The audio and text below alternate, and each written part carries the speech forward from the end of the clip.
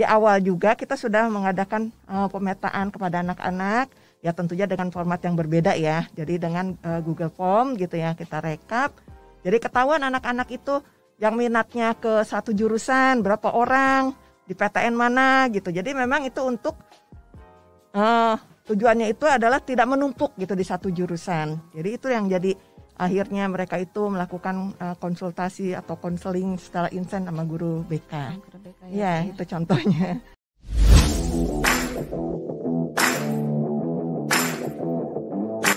ASL Podcast, we talk about future.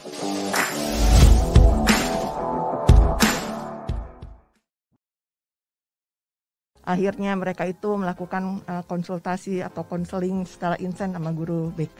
Guru BK ya, itu contohnya. Apalagi kalau kita tahu nih siswa-siswa SMA Negeri 1 Kota Bogor ini kan murid-murid teladan, jadi memang kompetitif ya Bu ya. Mereka ya, luar biasa pasti itu. berlomba-lomba gitu kan mendapatkan jurusan yang terbaik gitu ya Bu ya. Betul. Oke, terima kasih Bu Deti. Nah, jadi Bu Deti gimana nih tips-tipsnya nih supaya teman-teman tuh nggak galau lagi gitu dan nggak salah milih jurusan? Ya, jadi memang setiap tahun itu anak-anak SMA ya, apalagi sudah kelas 12, itu masalah yang paling sering terjadi adalah kegalauan dalam memilih jurusan ketika nanti mereka kuliah. Itu banyak sebabnya kenapa mereka juga jadi galau gitu lah ya. Di antaranya itu adalah sebabnya karena dia itu belum paham dengan bakat dan minatnya. Kemudian juga dia juga belum tahu gitu kuliah itu isinya apa gitu, satu jurusan itu misalnya mata kuliahnya apa saja yang dipelajari. Itu juga mereka tuh kadang bingung juga gitu untuk memilih satu jurusan. Kemudian juga yang membuat jadi galau itu adalah persaingan dengan teman-temannya. Misalnya dalam memilih jurusan yang sama. Jadi kan otomatis jadi saingan dengan dia dalam pilihan jurusan tersebut. Kemudian lagi misalnya juga dengan perolehan tahun sebelumnya, biasanya gitu juga perolehan tahun sebelumnya, misalnya tahun lalu ada yang diterima di ASL 2 orang gitu, sedangkan sekarang yang minatnya 5 orang misalnya gitu. Itu pun mereka itu memperhitungkan atau mempertimbangkan gitu dengan kemampuannya. Dan juga yang membuat juga galau biasanya juga ini perbedaan pilihan dengan orang tua. Oh iya. Ya. Dan itu memang sering juga menjadi masalah Bu ketika siswanya ya sudah menjadi mahasiswa. Di kita juga ada beberapa gitu yang juga seperti itu. Betul gitu. Jadi kalau kami sih ya sebagai guru BK ya tentunya juga jangan sampai kita mengharapkan jangan sampai kegalauan itu menjadi berlarut-larut atau menjadi suatu penyesalan, karena pilihan jurusan itu kan artinya itu menentukan awal masa depan mereka gitu. Ya. Jadi kalau misalnya mereka itu kuliah di satu jurusan tapi dia nggak berminat, dia itu terpaksa, artinya kan dia nanti nggak enjoy melakukan kuliah tersebut. Akhirnya nanti berhenti di tengah jalan, akhirnya malah jadi gagal misalnya seperti itu.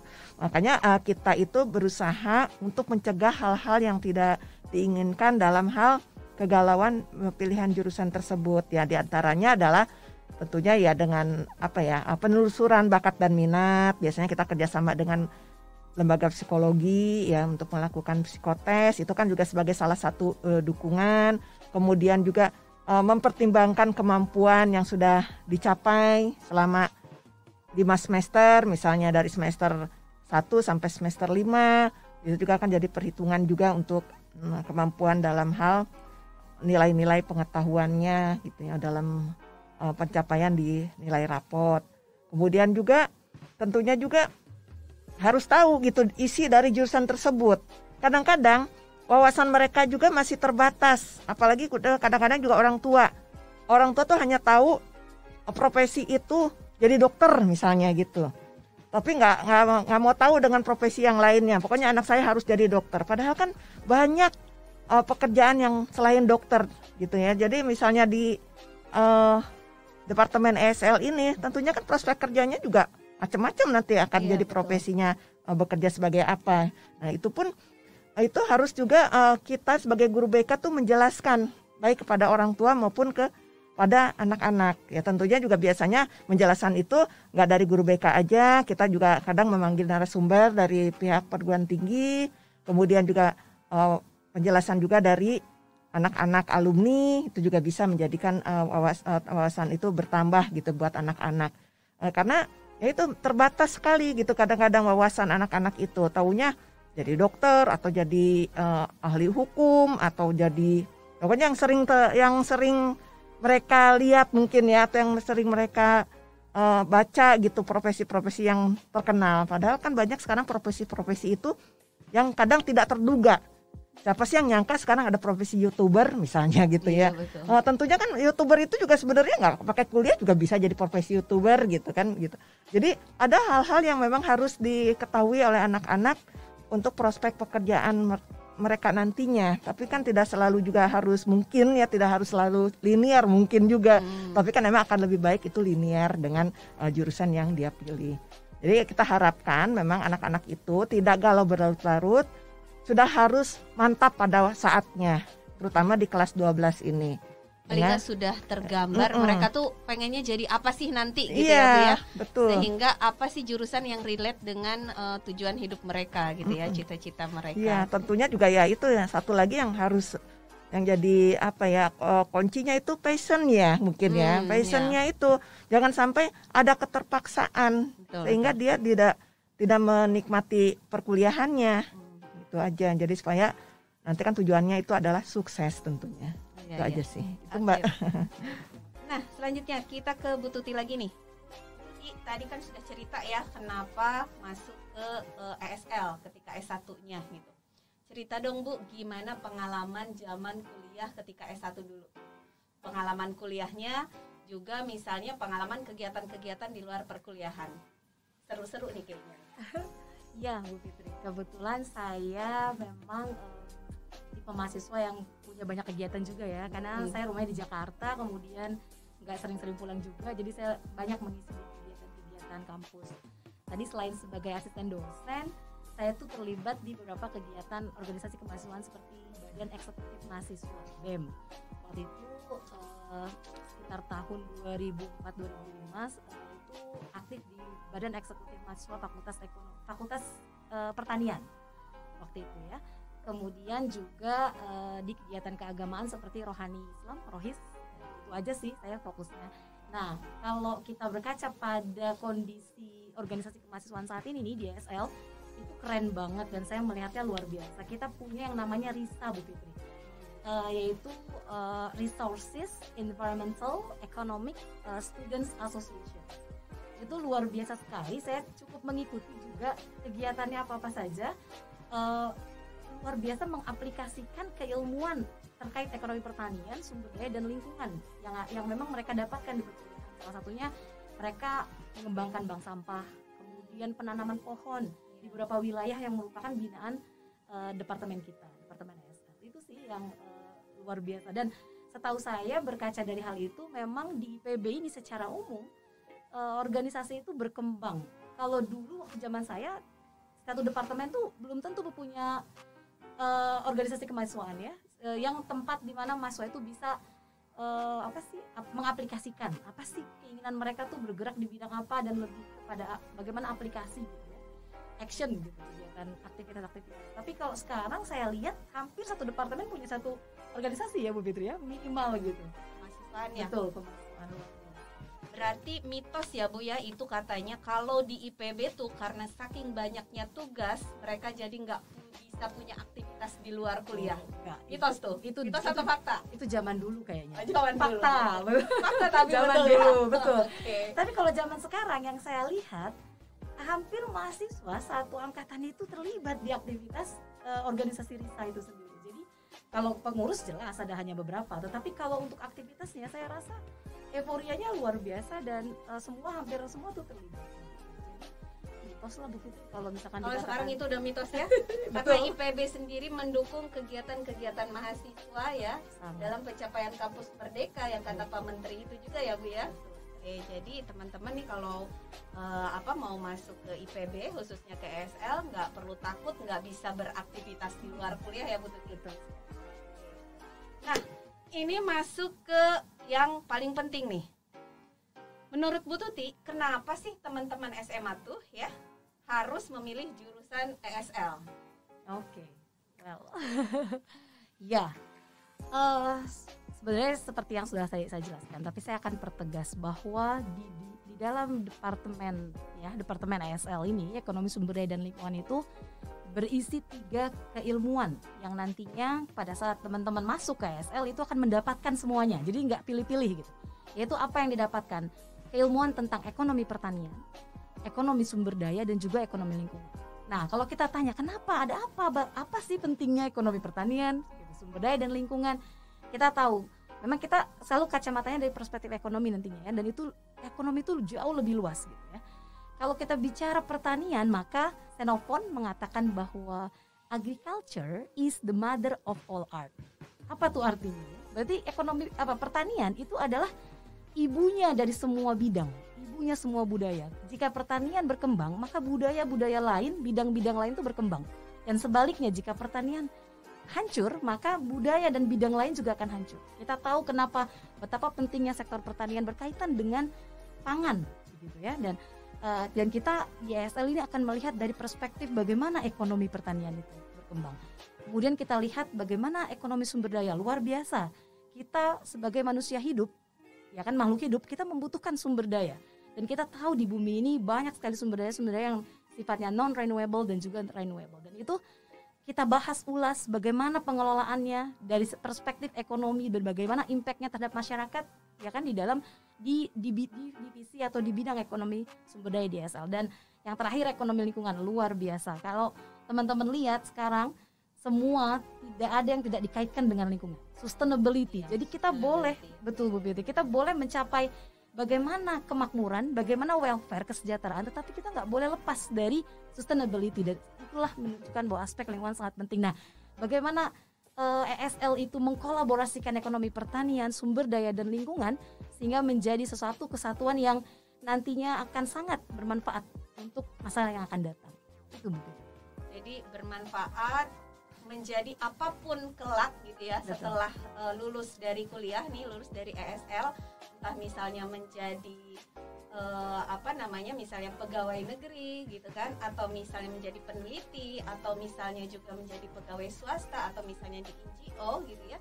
Ilmu-ilmu di dalam ESL ini pasti kepakai ya Bu ya. Betul sekali. Dan memang memberikan prospek karir yang cukup tinggi juga ESL ini. Betul ya. Sekali. Kalau kita lihat berdasarkan data ya, kita mencoba untuk men-trace data yang ada gitu. Kita juga lihat bahwa mahasiswa kita, lulusan kita tuh banyak yang bekerja di kementerian-kementerian seperti Kementerian Lingkungan Hidup. Kalau sekarang namanya Kementerian Lingkungan Hidup dan Kehutanan ya. Nah, itu sangat related dengan kita. Kemudian bagaimana dengan Kementerian Pertanian. Kemudian ada juga yang di Bappenas gitu ya. Kemudian jelas ada ya beberapa yang sebagai peneliti gitu, dan juga sebagai dosen ya, pengajar begitu, dan juga di lembaga-lembaga nasional, internasional itu juga cukup banyak, dan tidak menutup kemungkinan kenyataannya juga berdasarkan data lulusan ESL juga banyak yang bekerja di bank gitu. Ya itu kan karena ekonominya memang kuat juga Bu Tuti. Betul sekali. Ya. Jadi nggak usah takut meskipun ini jurusan satu-satunya di Indonesia, jadi prospek kerjanya nggak ada gitu. Nggak usah takut ya Bu Tuti ya. Itu sangat salah. Nanti kita bisa lihat gitu datanya ya, bahwa lulusan-lulusan kita alhamdulillah luar biasa di luar sana. Bisa ESL buktikan. Betul gitu ya. sekali. Oke, baik, terima kasih Bu Tuti. Nah Bu Tuti, tadi kan sudah cerita nih ya, kenapa teman-teman SMA tuh harus memilih jurusan ESL. Tapi bisa diceritakan lebih detail lagi nggak sih Bu, kira-kira kegiatan apa sih gitu kan, atau hal-hal apa yang menarik gitu yang biasa ada di ESL? Ya, selain melakukan perkuliahan pada umumnya begitu ya, perkuliahan di kelas sebelum pandemi, atau kan kalau sekarang berarti kuliah online gitu ya, kita di ESL itu banyak sekali mata kuliah yang memiliki praktikum. Jelas karena kita memang ekonomi applied ya Bu ya, karena ekonomi yaitu di bidang pertanian, sumber daya dan lingkungan. Jadi apa ya, mahasiswa mendapatkan materi-materi pendalaman terkait pertanian, lingkungan, sumber daya di dalam praktikum-praktikum tersebut. Nah, Yang menarik itu salah satunya adalah selain perkuliahan, mahasiswa juga melakukan field trip ke lapangan. Gitu. Sebagai contoh aja, kita beberapa mata kuliah seperti ekonomi wisata misalkan itu melakukan field trip ke beberapa lokasi seperti Bromo. Kemudian untuk valuasi ekonomi sering melakukan field trip ke Kepulauan Seribu. Kemudian untuk mata kuliah ekonomi produksi juga melihat bagaimana pertanian di Lembang, Bandung. Ya, itu sebagai salah satu contoh saja. Banyak sekali kegiatan-kegiatan lapang yang kita lakukan.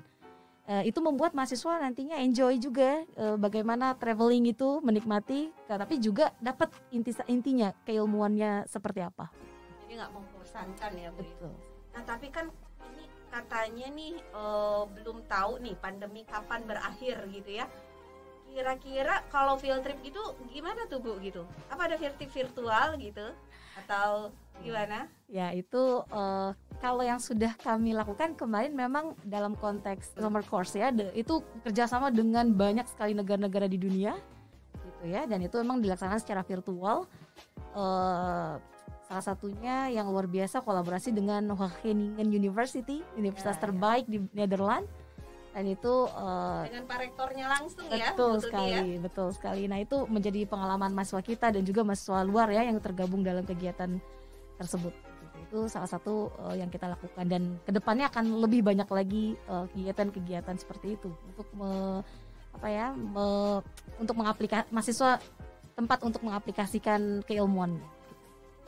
Oke, jadi sementara mungkin kita bisa field trip virtual gitu ya, seperti di summer course ESL kemarin kita menikmati keindahan suspension bridge ya di Sukabumi itu ya gitu. Dan poinnya juga tadi ya Bu Tuti, kalau di ESL juga nanti akan banyak dosen tamu tidak hanya dari dalam negeri ya di luar IPB, tapi juga di luar negeri seperti juga dari Wageningen gitu ya, seperti tadi yang rektor Wageningennya juga memberikan materi di summer course ESL ya. Baik, terima kasih Bu Tuti. Bu Deti, kan tadi Bu Deti sudah cerita ya gitu bahwa kemarin sudah melakukan pengelolaan SNPTN nih buat teman-teman SMA ya yang memilih jurusan di perguruan tinggi melalui jalur undangan gitu. Nah, ada jalur-jalur masuk apalagi sih Bu gitu ya yang masih tersedia nih untuk teman-teman SMA ikuti untuk mereka masuk ke perguruan tinggi? Untuk jalur masuk setelah SNPTN ini yang sedang saya urus juga nih ya kepada anak-anak SMA, ini adalah jalur tes yang jadi jalur UTBK atau SBMPTN. Kemudian juga ada jalur mandiri gitu, ada juga jalur internasional. Kemudian juga khususnya mungkin untuk IPB ini saya juga sedang menangani USMI IPB yang vokasi. Karena vokasi ya, kebetulan jadwalnya diperpanjang nih sampai akhir Maret. Jadi masih ada anak-anak juga yang daftar. Kemudian juga jalur PIN.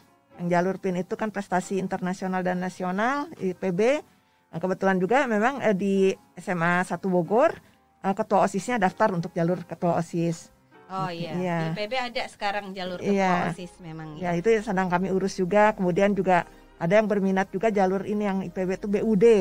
Yang jalur kemitraan dengan daerah ya Bu ya, beasiswa daerah. Dengan pemerintah daerah atau dengan perusahaan-perusahaan mitra IPB, itu yang kami sedang urus sekarang ini. Jadi kemarin itu juga belum lama mereka itu kan membuat akun LTMPT dulu itu sebelum untuk daftar UTBK dan berakhir hari ini nih, kemudian diperpanjang juga tanggal 13 Maret jam 15 tadi berakhir untuk akun LTMPT, karena anak-anak SMA itu kalau mau daftar UTBK itu harus memiliki akun LTMPT. Itu juga alhamdulillah sudah selesai, sudah berakhir. Anak sudah simpan permanen, sudah terverifikasi di akun LTMPT-nya untuk nanti daftar UTBK. Ya nanti salah satu pilihannya tentunya ya IPB gitu ya. Mudah-mudahan juga nanti banyak yang minat juga ke jurusan atau departemen ESL ini. Ya, ya. Itu aja yang kami sedang kelola ini di anak-anak SMA sekarang ini.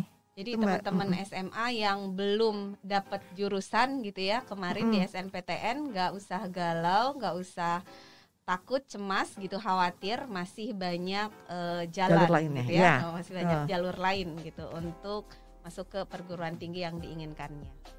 Oke, nah jadi pesannya nih buat teman-teman SMA, sekarang nggak perlu lagi galau-galau pilih jurusannya mau kemana, karena teman-teman harusnya sih udah bisa mempersiapkan diri ya, nanti mau jadi apa nih gitu. Kemudian cocokkan dengan informasi-informasi yang ada dari perguruan-perguruan tinggi, informasi jurusan yang memang cocok dengan cita-cita teman-teman. Dan juga ada nih jurusan ESL di FEM IPB University yang bisa support pendidikan dan karir teman-teman tadi yang relate kaitannya dengan ekonomi, baik itu di pertanian, sumber daya maupun lingkungan. Bu Deti, kalau misalnya kita minta nih Ibu memberikan pesan-pesan untuk teman-teman SMA gitu, apa yang Ibu bisa sampaikan? Silakan Ibu. Kepada anak-anakku, anak-anak yang mau lulus SMA, ini jalur masuk ke PTN ini sudah semakin dekat. Yang paling terdekat adalah UTBK. Kemudian nanti ada lagi jalur-jalur mandiri lainnya. Jadi yang Ibu harapkan anak-anak ini sudah saatnya memantapkan pilihan. Memantapkan pilihannya. Jadi jangan sampai galau yang berlarut-larut. Karena sudah ada pertimbangan-pertimbangan mungkin ya dari minat, kemudian dari bakatnya, atau juga dari pertimbangan-pertimbangan lainnya. Tentunya sesuai juga dengan persyaratan-persyaratan yang memang yang harus dipilih pada suatu jurusan. Jadi pilihan jurusan itu luas, banyak. Ya, jadi tidak terlalu terpaku sama satu jurusan yang memang menjadi mimpi sejak kecil. Mungkin sekarang kan makin banyak wawasan, bisa jadi pilihan yang lainnya pun banyak juga pilihan. Seperti itu. Jadi yang Ibu harapkan, mantapkan pilihan kalian untuk kesuksesan masa depan. Gitu, terima kasih Bu Deti. Ya, terima kasih banyak Bu Deti, pesan-pesannya itu sangat bermanfaat ya untuk teman-teman sekalian. Kalau dari Bu Tuti gimana nih Bu, pesan-pesan buat teman-teman SMA nih? Bagi teman-teman yang sedang menentukan pilihan gitu ya, ingat bahwa lihat potensi ke depan, apa yang memungkinkan gitu untuk masa depan kalian, dan ESL menjadi salah satu jurusan yang punya potensi luar biasa ke depan, selain dari bidang keilmuannya, juga dari profesi-profesi yang bisa digeluti setelah lulus dari ESL.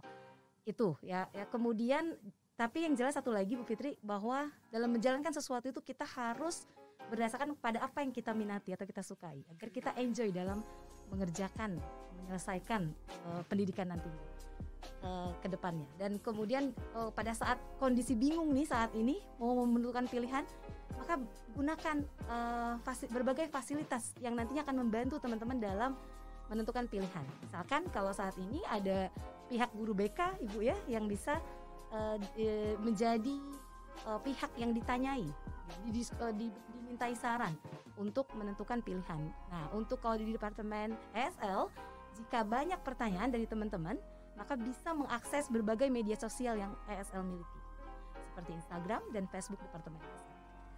Jadi ESL juga udah punya banyak medsos ya Bu ya. Betul, jadi yang mau tahu gitu kan apa itu ESL gitu dan belum yakin gitu tapi penasaran, bisa langsung cus ya ke medsos-medsosnya ESL. Baik, terima kasih Bu Deti dan Bu Tuti. Sebelum saya tutup, mau dong gitu ya sedikit closing statement gitu dari Bu Deti dan Bu Tuti untuk teman-teman sekalian. Bu Deti terlebih dahulu, silakan Bu Deti closing statementnya. Closing statement dari saya mungkin juga nggak banyak ya Mbak Fitri ya. Yang jelas bahwa yang diharapkan di anak-anak ini tentunya bahwa tujuan hidup itu adalah untuk sukses. Nah, kesuksesan itu adalah berawal dari mimpi. Ya, jadi mimpi PTN kalian adalah IPB, sukses bersama IPB. sukses bersama ESL. Wah, Terima kasih. mantap. Ajib ya closing statementnya dari Bu Det ini. Dari Bu Tuti, silakan Bu Tuti. Baik, lakukan sesuatu dengan, dalam kondisi apapun lakukan sesuatu dengan semangat, kerjakan dan ikhtiar kepada Tuhan Yang Maha Esa, dan ingat bahwa ESL ada di sini untuk menjadi salah satu pilihan terbaik Anda di masa yang akan datang. Terima kasih ini Bu Deti dan Bu Tuti yang sudah berkenan meluangkan waktunya di podcast ESL kali ini. Banyak sekali insight ya yang kita dapatkan dari ngobrol-ngobrol kita tadi, supaya teman-teman SMA tuh nggak salah pilih jurusan dan bisa banget pilih jurusannya di Departemen ESL FEM IPB University. Nah, ada pengumuman juga dari ESL ya, dari IPB sebetulnya gitu. Tadi sudah disampaikan Bu Deti bahwa masih banyak jalan ya, masih banyak jalur-jalur seleksi. Yang paling dekat dari IPB itu ada UTMBK atau ujian tulis mandiri berbasis komputer yang pendaftarannya dilaksanakan tanggal 12 April sampai 6 Juli 2021. Dan teman-teman bisa melakukan pendaftaran di laman pendaftaran.admisi.ipb.ac.id gitu ya. Jangan lupa save the date dan teman-teman juga bisa memilih jurusan ESL di UTMBK. Baik, terima kasih semuanya. Sampai jumpa di podcast ESL yang lainnya. Salam sehat selalu. Assalamualaikum warahmatullahi wabarakatuh. Waalaikumsalam.